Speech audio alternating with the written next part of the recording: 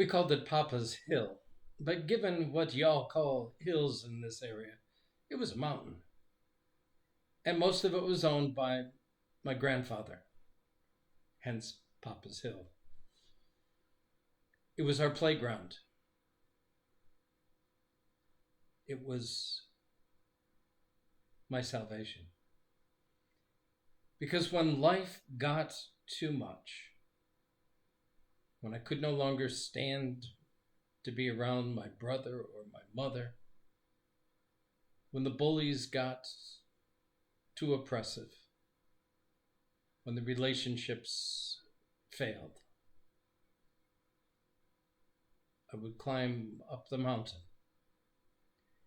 to that secret spot that my dad had showed me, where under the rock there was this wonderful spring of clear water.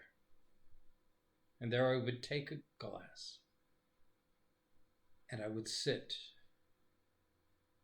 for sometimes hours, just looking down the mountain. And from that perspective, my troubles, my problems seemed so small, insignificant almost. But more than that was from that perspective, I could see up and down the river valley. And I knew in my heart of hearts that the day would come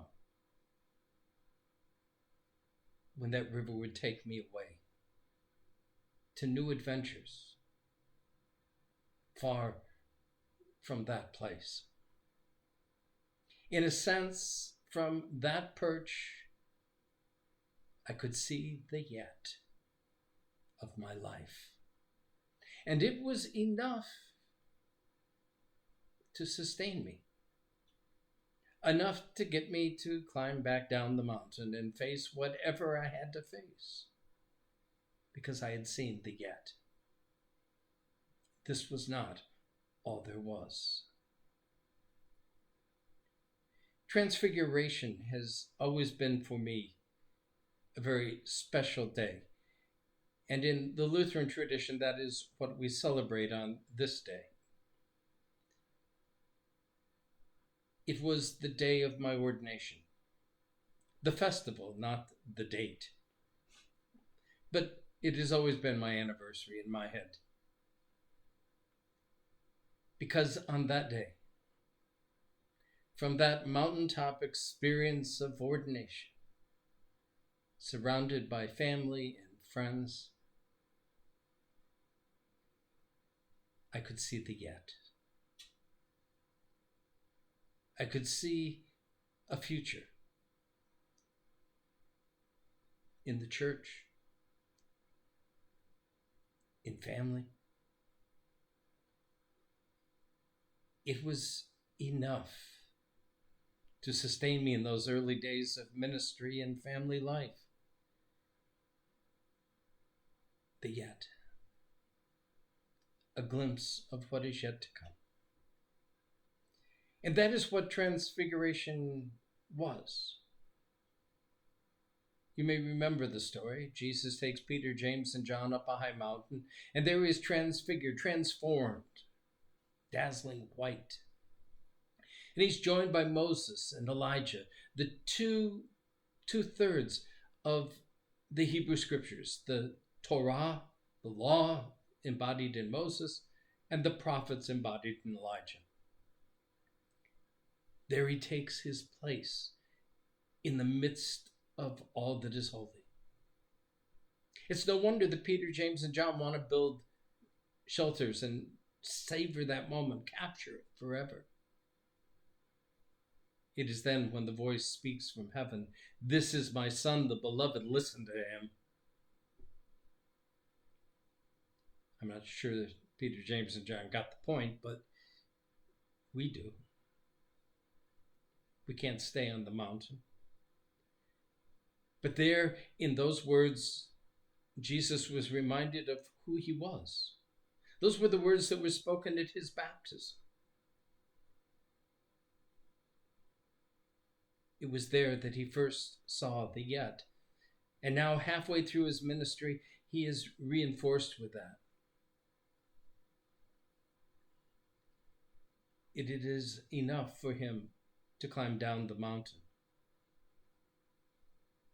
And it is from that point on in his ministry that he sets his face like flint toward Jerusalem,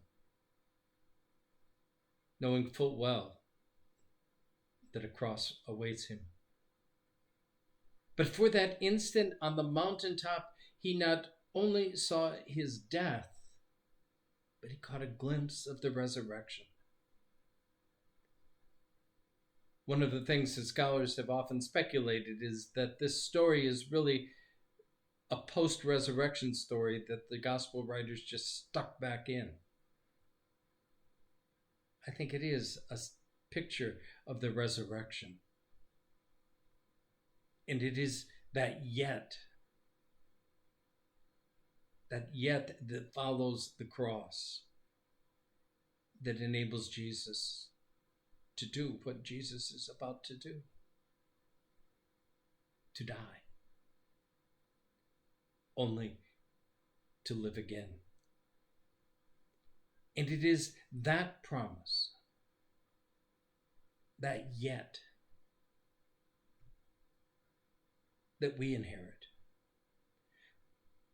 For if we have been united with Christ in a death like his, we shall certainly be united with him in a resurrection like his.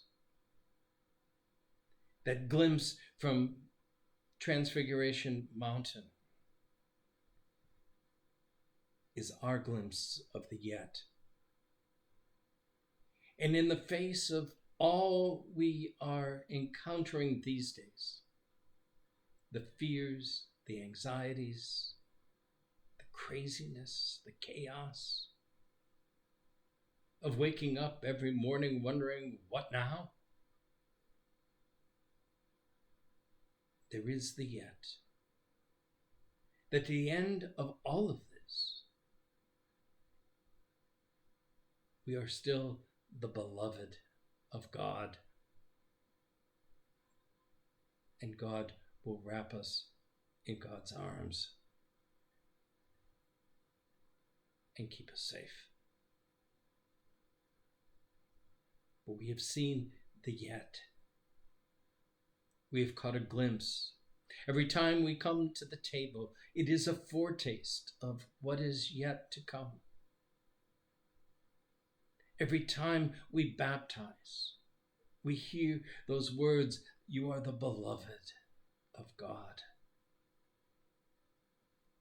And it is enough to sustain us in the midst of our weariness, because we know we do not walk this walk alone. And so we can come down the mountain and dare to love our neighbors. Dare to do the work that God calls us to do day in and day out. Until the next mountain gives us a glimpse of the yet. And it will sustain us, that we might have life, and that we might be life for the sake of the world.